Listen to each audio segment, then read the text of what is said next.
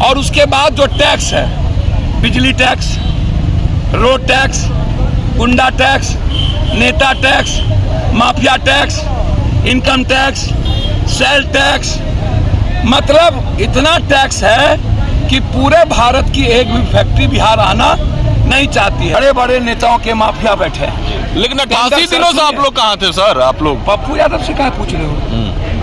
आप अपने नेता से, अपने प्राइम मिनिस्टर, मुख्यमंत्री से और अपने एमपी एमएलए से न पूछिए। पप्पू यादव से आपको पूछने का राइट है क्या? बार बार आपसे पूछा जा रहा है, आप बार बार कह रहे हो कि केंद्र ने पैसा नहीं दिया। तो जो यहाँ के सीनियर पदाधिकारी हो बताएंगे ना कौन नहीं दिया, कौन दिया। आप चुप क्यों हैं? अच्छा, लगातार यहाँ के जो नेता है इसको एक्सप्लॉयटेशन का जगह बना लिया है।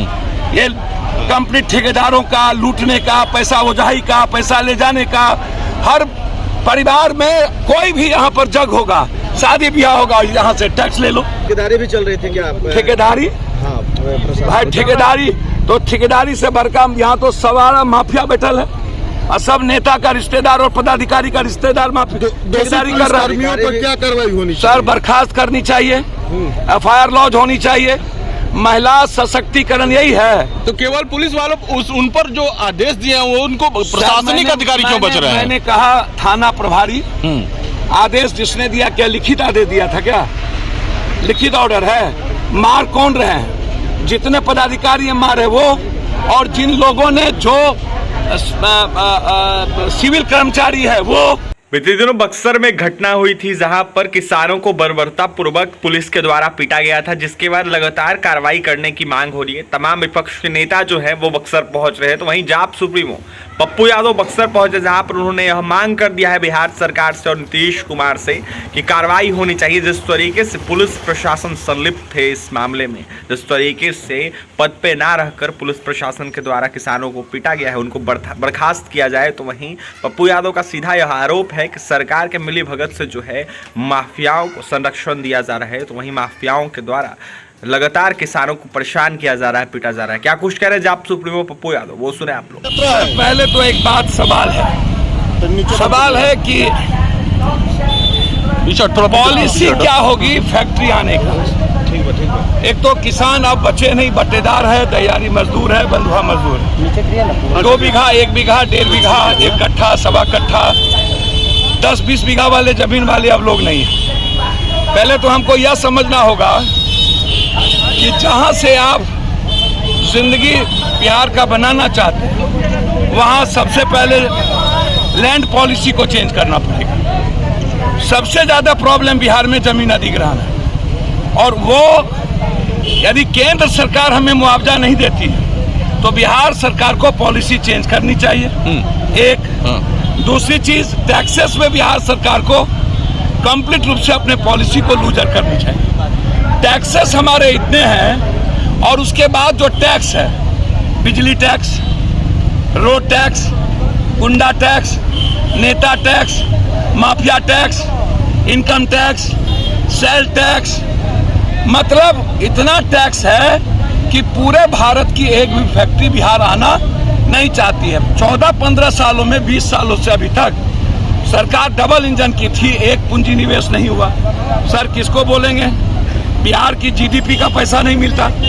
किसानों को यदि आप 36 लाख 46 लाख रुपया बीघा आपने किया तो 24 लाख मुआवजा पर कैसे आ रहे? किसानों को आप रोजगार देने की बात की है कि हम यहाँ के लोकल लोगों को रोजगार देंगे। आप टेक्निकल लोगों को बाहर से लाइए, लेकिन जो वेंडर है, गेट पर है, लेबर है या अन्य चीज है, वह तो आपको। और इस इलाके में जो किसान जिसके बच्चे कंप्लीट रूप से टेक्नीशियन है, कंप्लीट रूप से वो एक बेहतर पढ़ाई करके बैठा है, तो उसको आप रोजगार में प्राथमिकता दीजिए। आप दुनिया में बाहर से उठा के ले आइएगा। लेकिन पप्पू यादव को नहीं आप देख रहे हैं। पप्पू यादव बक्सर में अभी 5 बार जा चुका है। अभी एक बगल में एक घटना, बगल में एक मर्डर। मगर बताया जा रहा है कि सीओ जो है वो, अरे बोलने दो सर, मैं पहले उनसे न पूछिए। जो लोग यहाँ इतने बड़े प्लांट में बड़े बड़े नेताओं के माफिया बैठे हैं। लेकिन 88 दिनों से आप लोग कहाँ थे सर? आप लोग पप्पू यादव से क्या पूछ रहे हो? आप अपने नेता से, अपने प्राइम मिनिस्टर, मुख्यमंत्री से और अपने MP MLA से न पूछिए। पप्पू यादव से आपको पूछने का राइट है क्या? पप्पू यादव तो हर दिन बक्सर में 7 बार अभी मर्डर में आया हुआ है। सर किसान कह रहे हैं कि अभी इतने दिनों से मैं वही बात कर रहा हूँ। बोलने दो यार। मैं तो लगातार इन सवालों को लेकर के, आप अभी बगल में एक बड़ी घटना घटी, हाँ।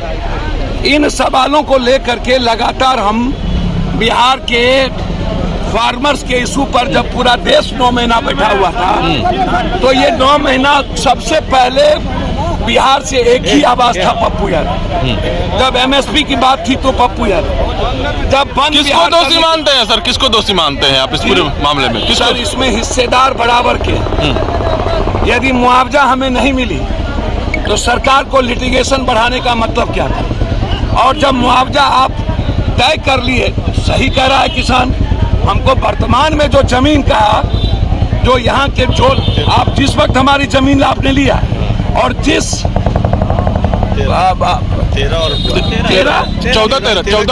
13 और 14 वाला, तो आप 13-14 का नहीं दे करके, और आप ये बार बार आपसे पूछा जा रहा है, आप बार बार कह रहे हो कि केंद्र ने पैसा नहीं दिया। तो जो यहाँ के सीनियर पदाधिकारी हो बताएंगे ना कौन नहीं दिया, कौन दिया। आप चुप क्यों हैं? अच्छा, लगातार यहाँ के जो नेता है इसको एक्सप्लॉयटेशन का जगह बना लिया है। ये कंपनी ठेकेदारों का लूटने का, पैसा उजाही का, पैसा ले जाने का। हर परिवार में कोई भी यहाँ पर जग होगा, शादी ब्याह होगा, यहाँ से टैक्स ले लो, उनका टैक्स ले लो। धन्यवाद सर, भीड़ लगी हुई है। नेता टैक्स ले लो, जो टैक्स लेना हो ले लो। एक मिनट, मैं एक आलोचना नहीं करूँगा, मैं आपको बहुत क्लियर बता दूं, जिस तरह का बर्बरतापूर्ण लाठी महिलाओं पर चली है, या CCTV कैमरा के बारे में उन्हें नहीं पता था। उस थाना प्रभारी ने जितने दिन यहाँ बिना पद के रहकर पैसा उगाही कर, पैसा ले करके, जिस तरीके से माफिया और प्लांट के जो ऑर्गेनाइजर हैं उसके साथ खड़े हो करके किसानों पर दमन किया है, उसकी नौकरी बर्खास्त हो। ठेकेदारी भी चल रही थी क्या? ठेकेदारी, हाँ, भाई ठेकेदारी तो ठेकेदारी से बड़का यहाँ तो सवारा माफिया बैठल है, और सब नेता का रिश्तेदार और पदाधिकारी का रिश्तेदार माफिया ठेकेदारी कर रहा है।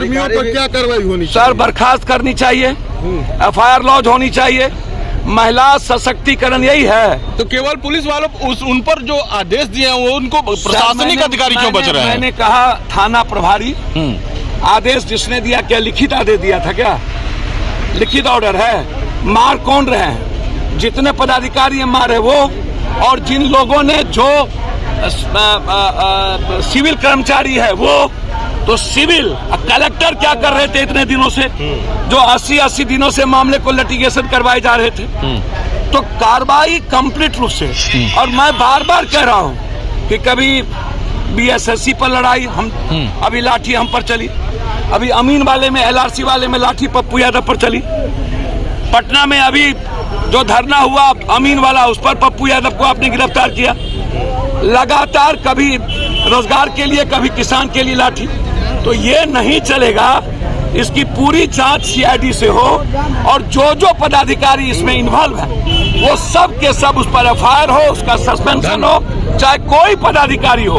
और किसान जिस अधिकार की बात 13-14 की कर रहा है, मुआवजा किसान को उसी 13-14 के आधार पर हो, और जो बाजार बनाने की बात थी, लोकल रोजगार देने की बात थी, और इस इलाके को डेवलप करने की बात थी, प्लांट उस पर अमल करे, और सरकार इसमें समझौता करके किसान को अविलंब मुआवजा दे, ताकि किसान, और जो केस हुए हैं दमन किसान पर, वो केस किसान से उठाए। धन्यवाद। आपने सुन लिया, जाप सुप्रीमो पप्पू यादव थे। बिहार सरकार से लेकर केंद्र सरकार को घेरा है। उन्होंने यह साफ कहा है कि बिहार सरकार या फिर नेता जो है उनके मिली भगत से जो है माफियाओं को संरक्षण दिया जा रहा है। तो वहीं पप्पू यादव ने यह साफ कहा है कि नेताओं के जो रिश्तेदार है वो ज्यादा है माफिया, तो वहीं सरकार कोई कार्रवाई नहीं करती है। मुआवजा को लेकर भी उन्होंने मांग किया है, तो वहीं जिनको पीटा गया है उनको देखते हुए उनकी मांगे पूरी करनी चाहिए।